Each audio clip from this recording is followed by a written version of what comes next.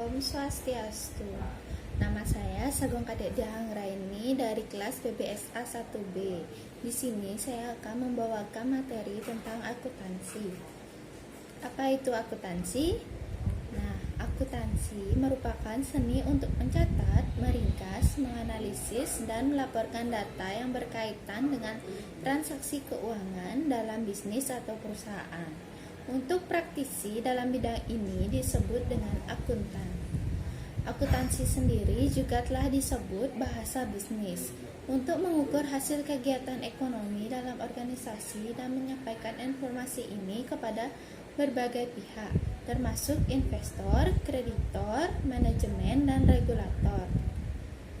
Dalam proses akuntansi ada 4, yaitu yang pertama mencatat, yang kedua meringkas, yang ketiga pelaporan, yang keempat menganalisa. Nah, yang pertama mencatat. Proses pertama dan terpenting dalam sebuah proses akuntansi adalah pencatatan berbagai transaksi yang dibuat dalam perusahaan. Ini juga dapat disebut sebagai pembukuan yang merupakan proses mengenali transaksi dan memasukkannya sebagai catatan. Pembukuan hanya berkaitan dengan segmen pencatatan dan tidak ada yang lain. Dalam akuntansi sendiri biasanya terjadi dari banyak pembukuan guna kepentingan pencatatan yang terperinci. Pemeliharaan prosedur ini terjadi secara sistematis. Ada 3 tahap pencatatan transaksi keuangan, yaitu yang pertama menggunakan sistem yang akan membantu Anda dalam mengelola catatan keuangan. Yang kedua, melacak transaksi keuangan secara terperinci. Yang ketiga, menggabungkan laporan untuk menyajikan dalam satu set pada akhir laporan keuangan. Yang kedua, meringkas. Data mentah umumnya merupakan hasil pencatatan transaksi. Namun, data mentah ini tidak terlalu penting bagi organisasi. Data mentah tidak memiliki arti yang berarti dalam proses pengambilan keputusan. Disinilah kerja seorang akuntan, membagi data mentah ini menjadi beberapa kategori dan menerjemahkannya. Jadi, setelah melakukan pencatatan, transaksi kemudian bisa ditindaklanjuti dengan meringkas. Yang ketiga, ada pelaporan. Urusan di perusahaan adalah sepenuhnya tanggung jawab manajemen. Pemilik bisnis harus tahu tentang berbagai operasi yang terjadi dalam perusahaan dan bagaimana perusahaan menggunakan uang mereka. Untuk mengatasi hal ini, pemilik menerima laporan keuangan. Mereka menerima laporan ini setiap bulan, 3 bulan, dan laporan tahunan yang merangkum semua kinerja mereka. Yang keempat, menganalisa. Pada akhirnya, menganalisa adalah akhir dari setiap proses yang telah Anda lakukan. Setelah merekam dan ringkasan, sangat penting untuk menarik kesimpulan dalam sebuah bisnis. Manajemen bertanggung jawab untuk memeriksa poin positif dan negatif. Oleh karena itu, untuk menganalisis semua ini, akuntansi memperkenalkan konsep perbandingan, membandingkan laba, penjualan, ekuitas, dan sebagainya satu sama lain untuk menentukan dan menganalisis kinerja, mengambil keputusan, dan membuat pertumbuhan suatu organisasi bisnis. Nah, dasar-dasar akuntansi. A, L, O, E. A, aset. Yang L, liabilities atau kewajiban. OE, owners, equity atau ekuitas pemilik. Persamaan dasar akuntansi. Untuk mencari aset, yaitu dengan cara menambah kewajiban dengan ekuitas pemilik. Arti dari setiap istilah yang ada terdapat pada ALOE. A, aset. Aset adalah barang-barang milik Anda dan Anda adalah pemiliknya. Barang-barang ini sesuai dengan nilai dan dapat memberi Anda uang sebagai imbalannya. Contoh aset adalah mobil, rumah. L, liabilities. Apapun yang Anda miliki adalah kewajiban. Bahkan pinjaman yang Anda ambil dari bank untuk membeli segala jenis aset adalah kewajiban. OE, owner equity. Jumlah total uang tunai yang diinvestasikan seseorang dalam suatu organisasi adalah ekuitas pemilik. Investasi yang dilakukan tidak selalu berupa uang, bisa saja dalam bentuk stok produk juga. Nah, ada 5 tujuan akuntansi, yaitu yang pertama, pencatatan yang terperinci, yang kedua, laba rugi, yang ketiga, utilitas sumber daya, yang keempat, estimasi posisi keuangan bisnis, yang kelima, membantu dalam pengambilan keputusan. Pencatatan yang terperinci, seperti yang disebutkan di atas, bahwa akuntansi adalah bahasa bisnis, bahasa transaksi yang telah terjadi. Otak manusia tidak dapat menyimpan informasi tanpa akhir. Dengan demikian, proses akuntansi bertanggung jawab untuk menyimpan catatan semua transaksi yang dilakukan dalam suatu perusahaan. Yang kedua, laba rugi. Bisnis harus berbanding lurus dengan keuntungan. Ini semua tentang menghasilkan laba. Bagian akuntansi laba rugi menentukan apakah Anda untung atau rugi yang dibuat dalam bisnis. Penghasilan dan pengeluaran menentukan untung dan rugi. Yang ketiga, utilitas sumber daya.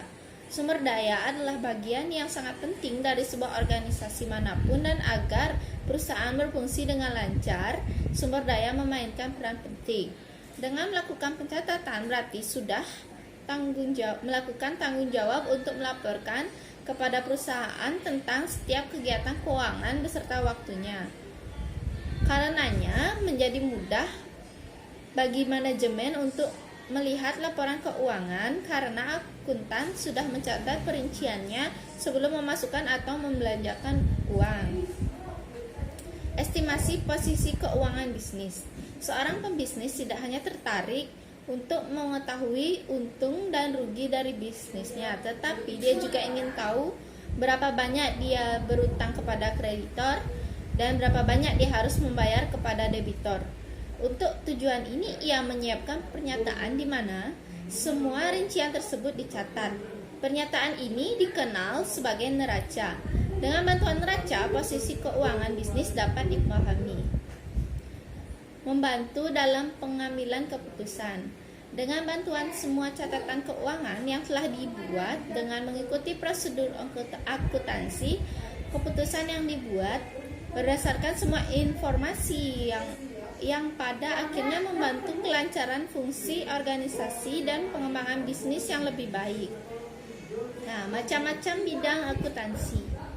Akuntansi keuangan. Akuntansi keuangan berfokus pada pelaporan informasi keuangan organisasi kepada pengguna informasi eksternal seperti investor, calon investor, dan kreditor.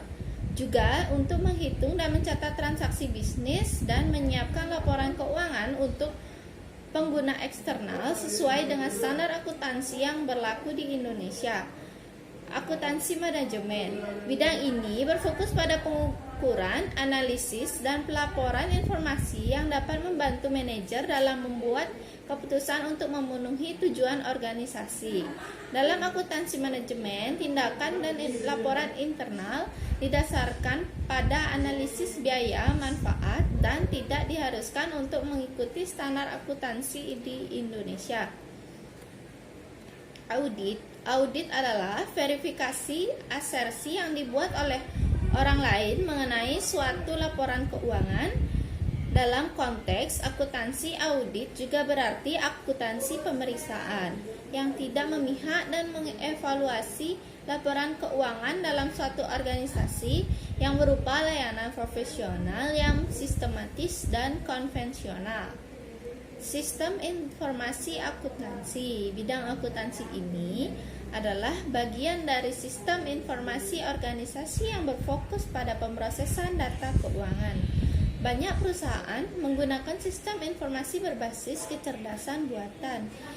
Industri perbankan dan keuangan menggunakan AI sebagai pendeteksi penipuan. Akuntansi pajak. Untuk akuntansi perpajakan adalah struktur metode yang berfokus pada pajak daripada tampilan laporan keuangan. Standar perpajakan juga berbeda dengan standar akuntansi keuangan atau PSAK. Hal ini dikarenakan dalam perpajakan tidak ada namanya akuntansi, yang ada hanya pencatatan pembukuan saja. Akuntansi forensik. Bidang ini adalah Perpaduan antara bidang ilmu akuntansi dengan kemampuan investigatif untuk memecahkan suatu masalah atau sengketa keuangan atau dugaan fraud yang pada akhirnya akan diputuskan oleh pengadilan atau arbitrase atau tempat penyelesaian perkara lainnya. Perkembangan akuntansi di Indonesia. Seiring perkembangan ilmu akuntansi yang terus berlanjut, Indonesia sendiri juga sudah membentuk Dewan Standar Akuntansi Keuangan atau DSAK di bawah Ikatan Akuntan Indonesia atau IAI. Badan ini menentukan dan merancang setiap standar yang nantinya harus dipatuhi oleh perusahaan, negara, dan swasta.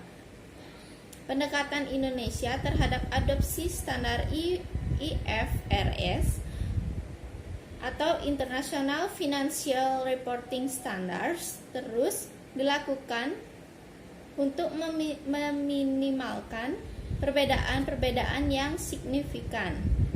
IFRS sendiri adalah standar dasar yang diadaptasi oleh Badan Standar Akuntansi Internasional atau International Accounting Standard Board atau IASB.